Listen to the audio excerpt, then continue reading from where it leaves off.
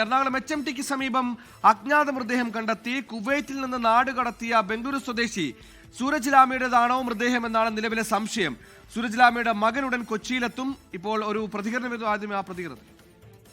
Special task ഫോഴ്സിന്റെ അടക്കം request കൊടുത്തിട്ട് ഫയറും കൂടി ചേർന്ന് രാവിലെ ചെക്ക് ചെയ്താണ് നമുക്കൊരു സംശയം തോന്നി. എല്ലാ പ്രദേശവും ലാസ്റ്റ് ഇവിടെയാണ് മിസ്സിംഗ് ആയിരുന്നത്.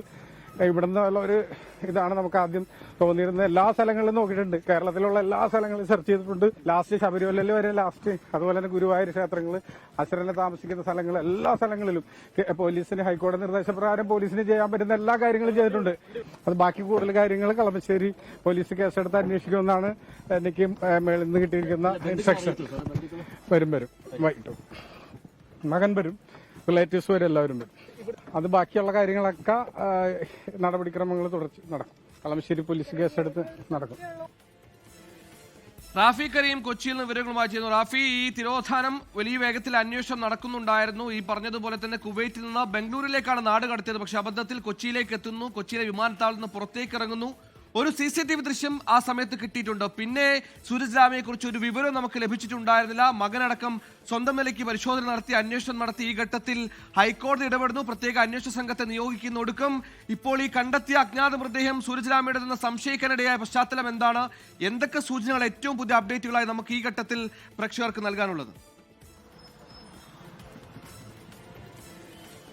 സുഹേലി, പ്രത്യേക അന്വേഷണ സംഘം തന്നെയാണ് ഇപ്പോൾ മൃതദേഹം കണ്ടെത്തിയിരിക്കുന്നത്. അത് സൂരജ് ലാമയ്ക്ക് വേണ്ടി തന്നെ നടത്തിയ തിരച്ചിലിലാണ് ഈ അജ്ഞാത മൃതദേഹം കണ്ടെത്തിയിരിക്കുന്നത്. അതുകൊണ്ട് തന്നെയാണ് സൂരജ് ലാമയുടേതാണ് എന്നുള്ള സംശയമുള്ളത്. കാരണം ഈ ഏറ്റവും ഒടുവിലായി സൂരജ് ലാമയുടേതെന്ന് കരുതുന്ന ലഭിച്ച CCTV ദൃശ്യങ്ങൾ, ആ CCTV ദൃശ്യങ്ങൾ കേന്ദ്രീകരിച്ചായിരുന്നു കളമശ്ശേരിയിലെ അന്വേഷണം നടന്നത്. ഇന്ന് ഒരു പ്രത്യേക സംഘം ഈ കളമശ്ശേരിയിലെ HMT പരിസരത്തെ കാടുകളിൽ അന്വേഷണം നടത്താൻ തീരുമാനിക്കുകയായിരുന്നു. ഈ കാടുകളിൽ അന്വേഷണം നടത്തുന്ന പ്രത്യേക സംഘത്തിൽ ഫയർഫോഴ്സിന്റെ ഒരു ടീമും ഉണ്ടായിരുന്നു. 7 അംഗ ഫയർഫോഴ്സ് സംഘമാണ് ഇന്ന് ഈ പോലീസ് സംഘത്തോടൊപ്പം ഉണ്ടായിരുന്നത്. അങ്ങനെ 29 പേരടങ്ങുന്ന ഒരു ടീമായിരുന്നു ഇന്ന് അന്വേഷണം നടത്തിയത്. അതിൽ 2 സംഘങ്ങളായി തിരിഞ്ഞുകൊണ്ട്, അതായത് 2 പേരടങ്ങുന്ന സംഘങ്ങളായി തിരിഞ്ഞുകൊണ്ടുള്ള ഒരു പരിശോധന നടത്തിയത്. ഈ പരിശോധനയിലാണ് ഫയർഫോഴ്സ് അംഗങ്ങൾ ഈ മൃതദേഹം കണ്ടെത്തുന്നത്. ചതുപ്പിൽ വെള്ളത്തിൽ കിടക്കുന്ന നിലയിലായിരുന്നു ഈ മൃതദേഹം ഉണ്ടായിരുന്നത്. ഈ മൃതദേഹം തിരിച്ചറിയാനുള്ള ഒരു പ്രധാനപ്പെട്ട ഒരു കാരണം എന്നുള്ളത് സൂരജ് ലാമയുടേതെന്ന് കരുതുന്ന ഏറ്റവും ഒടുവിൽ ലഭിച്ച CCTV ദൃശ്യങ്ങളിലെ വസ്ത്രങ്ങളുടെ നിറം അതുമായി മാച്ച് ചെയ്യുന്നുണ്ടായിരുന്നു. ടീഷർട്ടും ഒരു ട്രൗസറുമായിരുന്നു. ആ ട്രൗസർ നീല നിറത്തിലുള്ളതായിരുന്നു.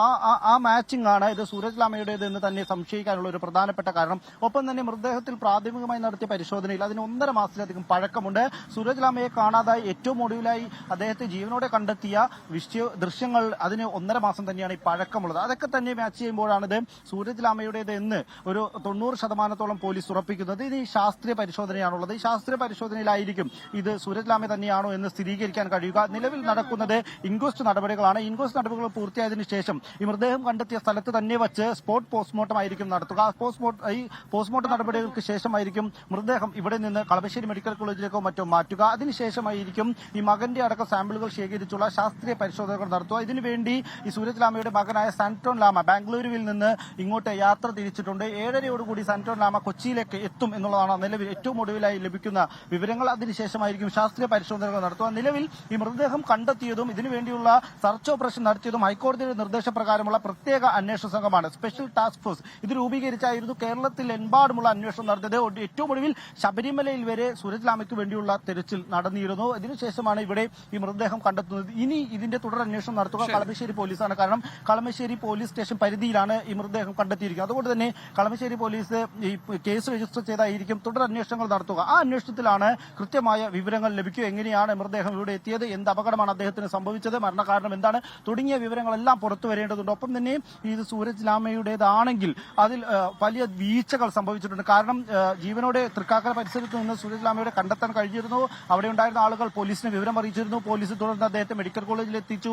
അതിനുശേഷം അദ്ദേഹത്തെ മെഡിക്കൽ കോളേജിൽ നിന്ന് കാണാതാകുന്നതിൽ ചില വീഴ്ചകൾ ഉണ്ടായിരുന്നു. ഇത്തരം കാര്യങ്ങളിലെല്ലാം തന്നെ തുടർ അന്വേഷണം ഉണ്ടാകും. കാരണം ഇത് കോടതി നേരിട്ട് ഇടപെട്ട ഒരു കേസാണ്. ജസ്റ്റിസ് ദേവൻ രാമേന്ദ്രന്റെ ബെഞ്ചാണ് ഈ വിഷയത്തിൽ ഇടപെട്ടത്. അങ്ങനെ നേരിട്ട് കോടതി ഇടപെട്ട ഒരു കേസാകുമ്പോൾ തന്നെ ഇതിന്റെ അന്വേഷണത്തിൽ ഇനി കോടതി ഇടപെടൽ കൂടി നമുക്ക് പ്രതീക്ഷിക്കാം.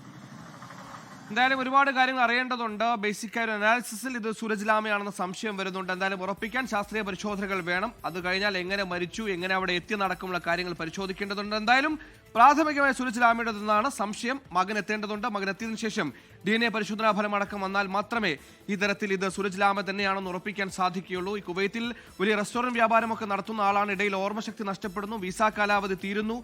ഇതിനിടെയാണ് കുവൈത്ത് പോലീസ് ഇയാളെ, ഈ പറയുന്ന സൂരജ് ലാമയെ നാട് കടത്തുന്നത്. ബംഗളൂരിലേക്കാണ് വിമാനം കയറ്റി വിടേണ്ടിയിരുന്നത്. പക്ഷേ അബദ്ധത്തിൽ കൊച്ചിയിൽ വന്നിറങ്ങുന്നു. കൊച്ചിയിൽ നിന്ന് പുറത്തേക്ക് ഇറങ്ങിയതിന് പിന്നാലെ ഒരു CCTV ദൃശ്യം മാത്രമാണ് പോലീസിനും അന്വേഷണ സംഘത്തിനും ഉണ്ടായിരുന്നത്. ഇത് കേന്ദ്രീകരിച്ചൊക്കെ ഈ പറയുന്ന സൂരജ് ലാമയ്ക്കുള്ള പരിശോധന അന്വേഷണം തുടരുന്നതിനിടെയാണ് ഇപ്പോൾ ഒരു അജ്ഞാത മൃതദേഹം കണ്ടെത്തുന്നത്. ഇത് കേന്ദ്രീകരിച്ച് നിലവിൽ അന്വേഷണം പുരോഗമിക്കുകയാണ്.